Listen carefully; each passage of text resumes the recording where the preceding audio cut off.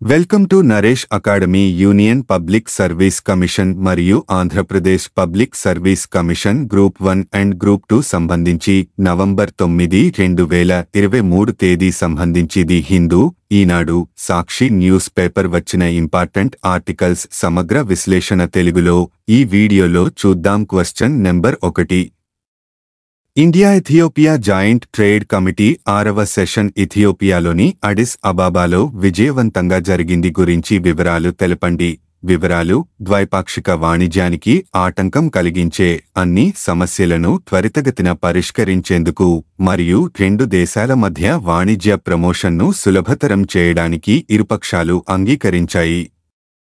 ఇథియోపియాకు చెందిన ఎత్స్విత్తో భారతదేశం యొక్క యూనిఫైడ్ పేమెంట్ ఇంటర్ఫేస్ (యూపీఐ) లో సహకరించడానికి ఇథియోపియన్ పక్షాన్ని భారతదేశం ఆహ్వానించింది. ద్వైపాక్షిక వాణిజ్యాన్ని పెంపొందించుకోవడంతో పాటు ఆరోగ్యం మరియు ఔషధాలు, ఆటోమొబైల్స్, టెక్స్టైల్స్, ఇన్ఫ్రాస్ట్రక్చర్ ప్రాజెక్టులు, ఆహారం మరియు వ్యవసాయ ప్రాసెసింగ్ మొదలైన వాటితో సహా పరస్పర ప్రయోజనకరమైన పెట్టుబడులను పెంపొందించడానికి రెండు వైపులా దృష్టి సారించాయి. ద్వైపాక్షిక పెట్టుబడి ఒప్పందాన్ని త్వరగా ఖరారు చేయాలని ఇథియోపియన్ పక్షాన్ని భారతదేశం అభ్యర్థించింది. ఇథియోపియా గురించి: federal democratic republic of Ethiopia 2021 నుంచి 22 వరకు సంవత్సరంలో 6.4% వృద్ధిని అంచనా వేస్తూ ఆఫ్రికాలో అత్యంత వేగంగా అభివృద్ధి చెందుతున్న ఆర్థిక వ్యవస్థలలో ఒకటి. భారతదేశం మరియు ఇథియోపియా మధ్య ద్వైపాక్షిక వాణిజ్యం 2022-23లో $642.59 మిలియన్లుగా ఉంది. ఇథియోపియాకు భారతదేశం రెండవ అతిపెద్ద ఎగుమతిదారు. ఇథియోపియాలో మొదటి 3 విదేశీ పెట్టుబడిదారులలో భారతీయ కంపెనీలు ఉన్నాయి. భారతీయ కంపెనీలు వ్యవసాయం మరియు పూల పెంపకం, ఇంజనీరింగ్, ప్లాస్టిక్స్ తయారీ, పత్తి మరియు వస్త్రాలు, నీటి నిర్వహణ, ఫార్మాస్యూటికల్స్ మరియు ఆరోగ్య సంరక్షణ వంటి వివిధ రంగాలలో పెట్టుబడులు పెట్టాయి. Question number 2. మొదటి ఇండెక్స్ పెట్టుబడిదారుల సమావేశం జరిగింది గురించి వివరాలు తెలపండి. సందర్భం: 22 ఇండో-యుఎస్ మినిస్టీరియల్ డైలాగ్కు ముందు ఢిల్లీలో జరిగిన మొదటి ఇండెక్స్ ఇన్వెస్టర్ల సమావేశం. వివరాలు: department of defence production, ministry of defence మరియు యుఎస్ డిపార్ట్మెంట్ ఆఫ్ డిఫెన్స్ ఆధ్వర్యంలోని innovations for defence excellence (IDX) 22 Indo US మినిస్టీరియల్కు పూర్వగామిగా నవంబర్ 2023లో న్యూఢిల్లీలో మొదటి ఇండెక్స్ పెట్టుబడిదారుల సమావేశాన్ని నిర్వహించింది. సంభాషణ: ఈ సమావేశం సహకార ఎజెండాలు మరియు అవకాశాల గురించి చర్చించడానికి రెండు వైపుల నుండి స్టార్టప్లు, పెట్టుబడిదారులు, ఇంక్యుబేటర్లు మరియు పరిశ్రమల వంటి అన్ని వాటాదారులను ఒకే తాటిపైకి తీసుకువచ్చింది. భారతదేశ ప్రభుత్వాలు, వ్యాపారాలు మరియు విద్యాసంస్థల మధ్య వ్యూహాత్మక సాంకేతిక భాగస్వామ్యాన్ని మరియు రక్షణ పారిశ్రామిక సహకారాన్ని విస్తరించేందుకు మరియు భారతదేశం మరియు US defence acceleration ecosystem index June 2023లో భారత ప్రధాని లో రాష్ట్ర పర్యటన సందర్భంగా ప్రారంభించబడింది. Question number 3. Vande Sadharan trial run విజయవంతం గురించి వివరాలు తెలపండి. రైల్వే శాఖ దేశంలో తొలిసారిగా ప్రవేశపెడుతున్న వందే సాధారణ్ రైలు ట్రయల్ రన్ విజయవంతమైంది. తొలి వందే సాధారణ్ రైలును బుధవారం ముంబై-అహ్మదాబాద్ మధ్య విజయవంతంగా నడిపినట్టు రైల్వే శాఖ పేర్కొంది.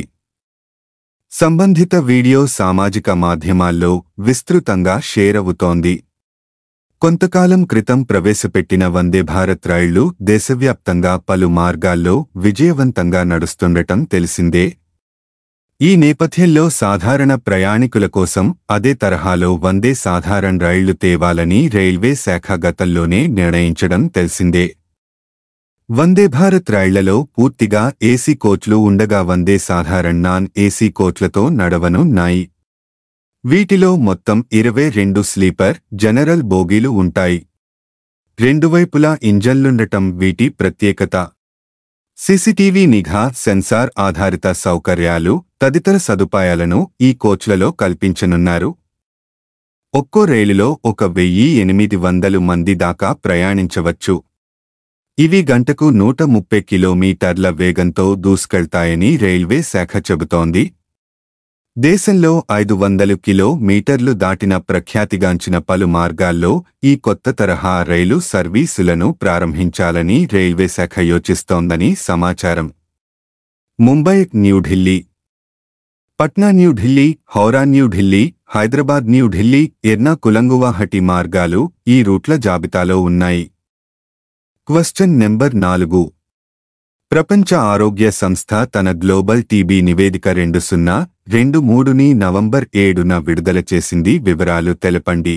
ప్రపంచ ఆరోగ్య సంస్థ తన గ్లోబల్ టీబీ నివేదిక 2023ని నవంబర్ 7న విడుదల చేసింది. నివేదిక ప్రకారం కేసు గుర్తింపును మెరుగుపరచడంలో భారతదేశం అద్భుతమైన పురోగతిని సాధించింది మరియు టీబీ ప్రోగ్రాంపై COVID-19 ప్రభావాన్ని తిప్పికొట్టింది. చికిత్స కవరేజీ అంచనా వేయబడిన టీబీ కేసులలో 80కి మెరుగుపడింది. ఇది మునుపటి సంవత్సరం కంటే 19% పెరిగింది. భారతదేశం యొక్క ప్రయత్నాల ఫలితంగా 2022లో టీబీ సంభవం 16% తగ్గింది. 2015 నుండి ప్రపంచ టీబీ సంభవం క్షీణిస్తున్న వేగానికి దాదాపు రెండింతలు తగ్గింది. ఇది 8.7%. భారతదేశంలో మరియు ప్రపంచవ్యాప్తంగా ఇదే కాలంలో టీబీ మరణాలు కూడా 18% తగ్గాయి. ప్రపంచ ఆరోగ్య సంస్థ టీబీ మరణాల రేటును 2021లో 4.94 లక్షల నుండి 2022 నాటికి 3.31 లక్షలకు తగ్గించింది.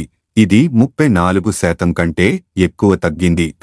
భారతదేశం యొక్క తీవ్రతరం చేసిన కేసులను గుర్తించే వ్యూహాల ఫలితంగా 2022లో అత్యధికంగా కేసుల నోటిఫికేషన్కు దారితీసిందని నివేదిక పేర్కొంది. 2022లో 24.22 లక్షలకు పైగా టీబీ కేసులు నోటిఫై చేయబడ్డాయి. ఇది కోవిడ్ పూర్వ స్థాయిలను అధిగమించింది. ప్రత్యేకమైన యాక్టివ్ కేస్ ఫైండింగ్ డ్రైవ్లు స్థాయిలను నిరోధించడానికి మాలిక్యులర్ డయాగ్నోస్టిక్స్ను స్కేలింగ్ చేయడం, ఆయుష్మాన్ భారత్ హెల్త్ వెల్నెస్ సెంటర్ల ద్వారా స్క్రీనింగ్ సేవల వికేంద్రీకరణ మరియు ప్రైవేట్ రంగ నిశ్చితార్థం వంటి ప్రభుత్వం ప్రారంభించిన మరియు స్కేల్ అప్ చేసిన కీలక కార్యక్రమాలు తప్పిపోయిన అంతరాన్ని గణనీయంగా తగ్గించాయి. ప్రధానమంత్రి టీబీ ముక్త్ భారత్ అభియాన్కు దేశవ్యాప్తంగా అద్భుతమైన స్పందన లభించింది. అన్ని వర్గాల నుండి 1 లక్ష మందికి పైగా నిక్షయ్ మిత్రలు 11 లక్షల మంది టీబీ రోగులను దత్తత తీసుకోవడానికి ముందుకు వచ్చారు. నిక్షయ్ పోషణ్ యోజన కింద 2018లో ప్రారంభించినప్పటి నుండి 95 లక్షల మంది టీబీ రోగులకు సుమారు రూపాయలు 2613 CR పంపిణీ చేయబడింది.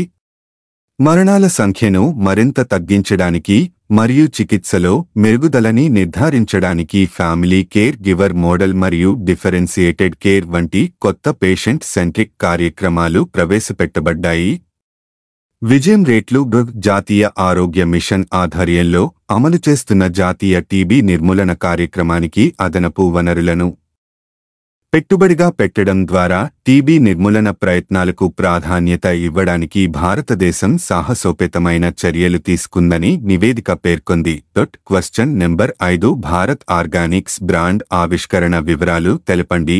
కేంద్ర హోం సహకార శాఖల మంత్రి Amit Shah national cooperative organics limited NCOL Bharat organics బ్రాండ్ను ఆవిష్కరించారు. రాబోయే సంవత్సరాల్లో ఇది భారత్ అలాగే విదేశాలలో అత్యంత విశ్వసనీయ బ్రాండ్గా ఉద్భవించనుందని ఉద్ఘాటించారు. ఇందులో భాగంగా జాతీయ వృక్ష సంరక్షణ సంస్థ NPPO ఆమోదించిన ప్రస్తుత 34 ల్యాబ్ల సంఖ్యను దేశవ్యాప్తంగా మరింత పెంచనున్నట్లు వివరించారు.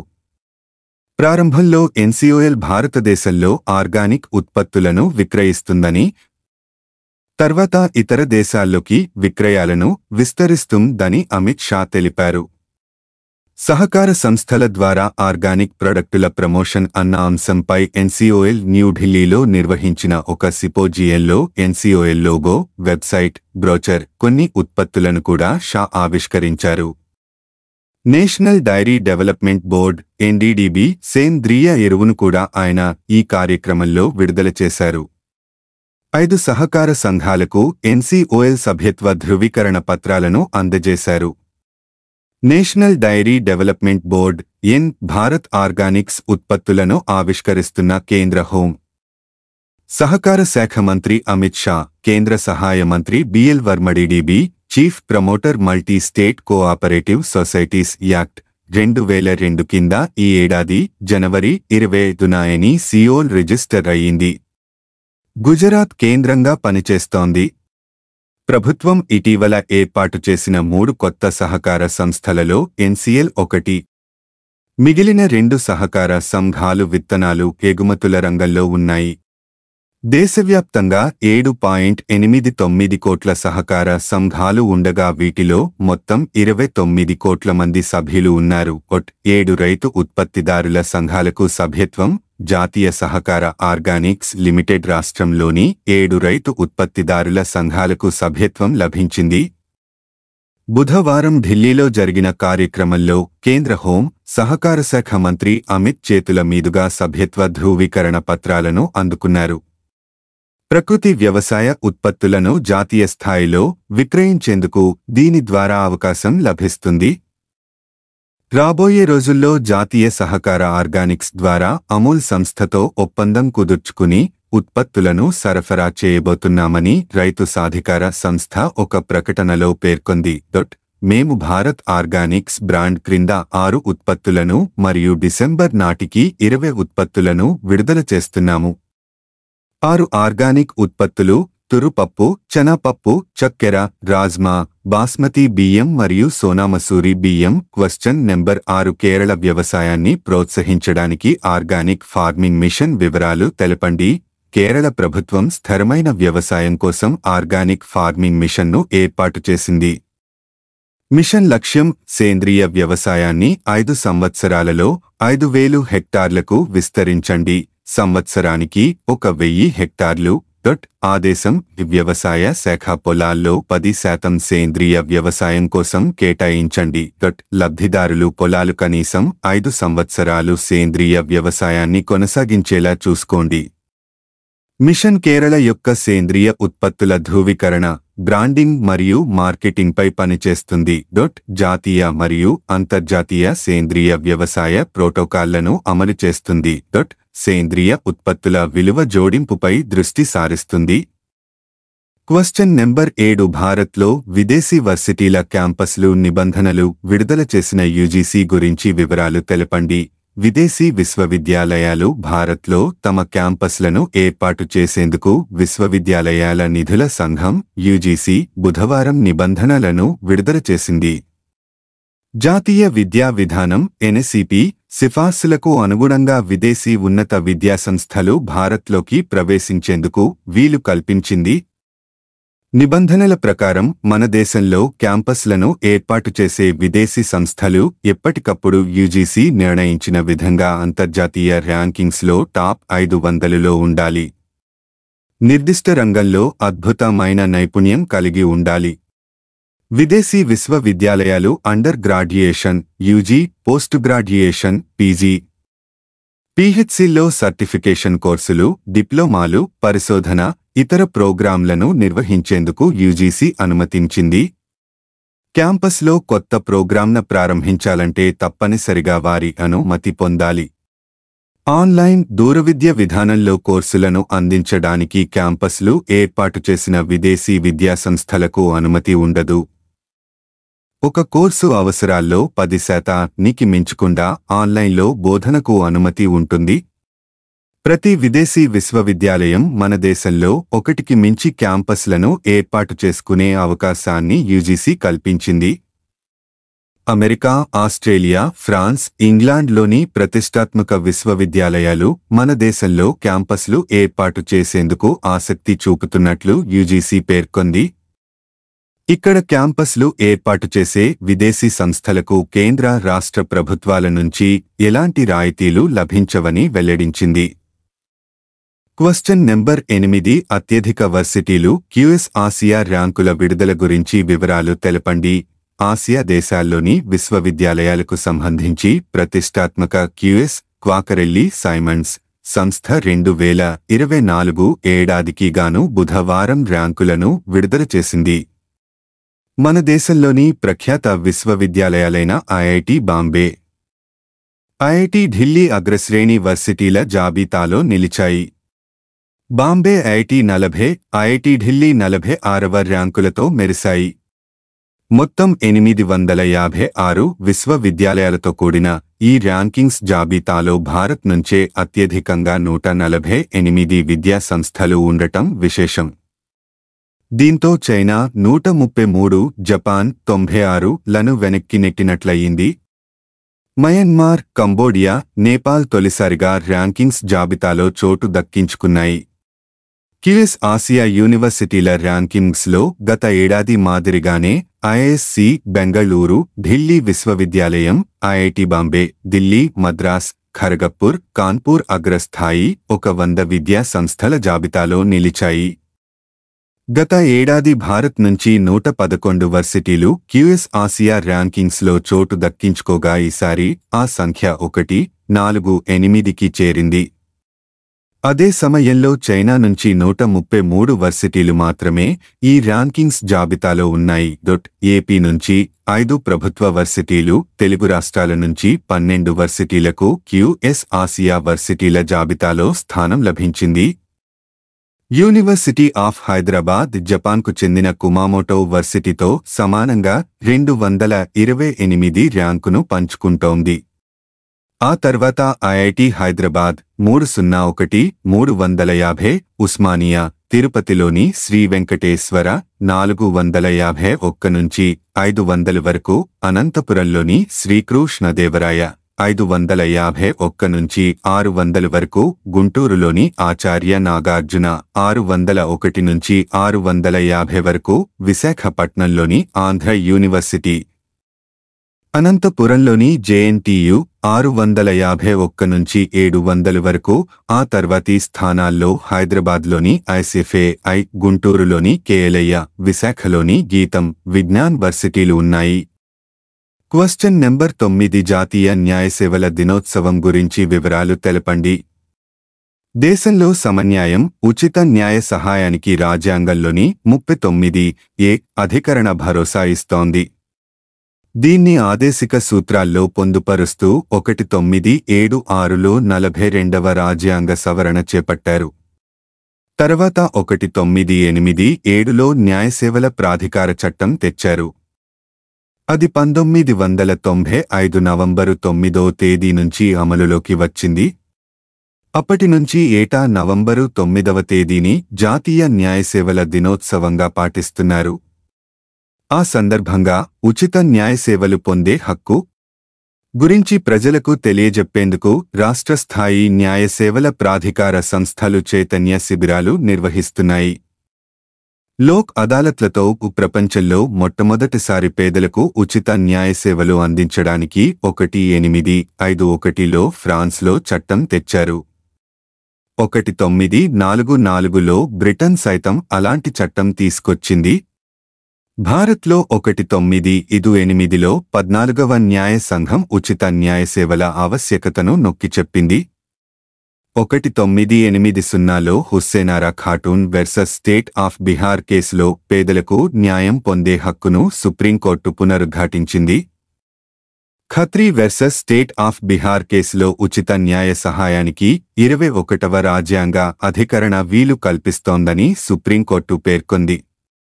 1980లో జస్టిస్ పిఎన్ భగవతి నేతృత్వాన న్యాయ సహాయ పథకాల అమలు కమిటీ సిలాస్ దేశమంతటా ఉచిత న్యాయ సేవల అమలు పర్యవేక్షణ బాధ్యతను స్వీకరించింది. 1987 న్యాయసేవల ప్రాధికార సంస్థల చట్టం వివాదాల పరిష్కారానికి లోక్ అదాలత్లను ఏర్పాటు చేయాలని నిర్దేశించింది. సిలాస్ లోక్ అదాలత్లను ఆచరణలోకి తెచ్చింది. 1987 నాటి చట్టంలోని 3వ సెక్షన్ కింద 1995లో జాతీయ న్యాయసేవల ప్రాధికార సంస్థ నల్సాను నెలకొల్పారు. బడుగు వర్గాలకు ఉచిత న్యాయసేవలు అందేలా చూడటం నల్సా బాధ్యత. లోక్ అదాలత్ల ద్వారా వివాద పరిష్కారానికి ఈ చట్టం గుర్తింపునిస్తోంది. దేశంలో మొట్టమొదటి లోక్ అదాలత్ మార్చి 1982 14న జునాగఢ్ ఏర్పడింది. సత్వర పరిష్కారం కోసం కోవిడ్ సమయంలో న్యాయసేవల ప్రాధికార సంస్థలు ఉచిత న్యాయం అందించడానికి ఆధునిక సాంకేతికతలను ఉపయోగించాయి. వాది ప్రతివాదులు ప్రత్యక్షంగా హాజరు కానక్కర్లేకుండా ఈ అదాలత్లలో పరిష్కారం పొందే వీలు కల్పించారు. దేశంలో 402 శాశ్వత లోక్ అదాలత్లను ఏర్పాటు చేశారు. వాటిలో 348 ఇప్పటికీ పనిచేస్తున్నాయి. సత్వర న్యాయసాధన కోసం కోర్టుల వెలుపల 465 ప్రత్యామ్నాయ వివాద పరిష్కార కేంద్రాలు, మరో 572 మధ్యవర్తిత్వ కేంద్రాలు ఏర్పాటయ్యాయి. మధ్యవర్తిత్వ ప్రక్రియ ద్వారా 52,568 వివాదాలను పరిష్కరించడానికి ఇవి తోడ్పడ్డాయి. ప్లీజ్ లైక్, షేర్, కామెంట్ చేయండి మరియు subscribe my YouTube channel @Naresh Academy 5509. Thank you one and all.